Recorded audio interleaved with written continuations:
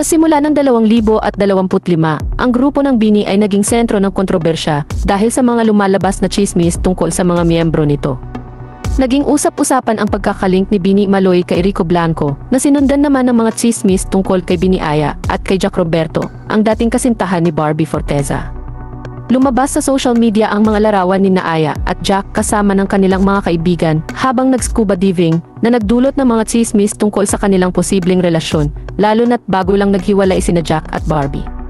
Ang mga komento sa social media ay agad na nagbaha at nagkaroon ng iba't ibang reaksyon ang mga netizen tungkol sa mga larawan, mula sa mga nagsasabing upgrade ang relasyon ni Aya hanggang sa mga nag-aakusa na naghahanap lang ng bagong kapalit sina Aya at Maloy. Siyempre, hindi nagpahuli ang mga tagahanga ng BINI sa pagtatanggol sa kanilang mga idolo. Marami ang nagsabing wala silang karapatan na husgahan ang mga dalaga at dapat bigyan ng privacy ang mga ito.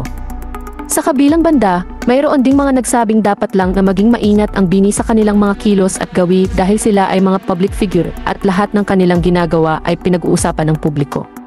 Ang kontrobersya tungkol sa BINI ay isa lamang halimbawa ng kung paano maaaring maapektuhan ng social media ang buhay ng mga sikat na tao. Sa panahon na yon, ang mga tsismis at kontrobersya ay maaaring kumalat ng mabilis at madali. Marahil, ang pinakamahalagang aral na matututunan mula sa mga pangyayaring ito ay ang kahalagahan ng pagiging maingat sa ating mga ginagawa at sinasabi, lalo na sa social media, dahil ang mga ito ay maaaring magkaroon ng malaking epekto sa buhay ng ibang tao.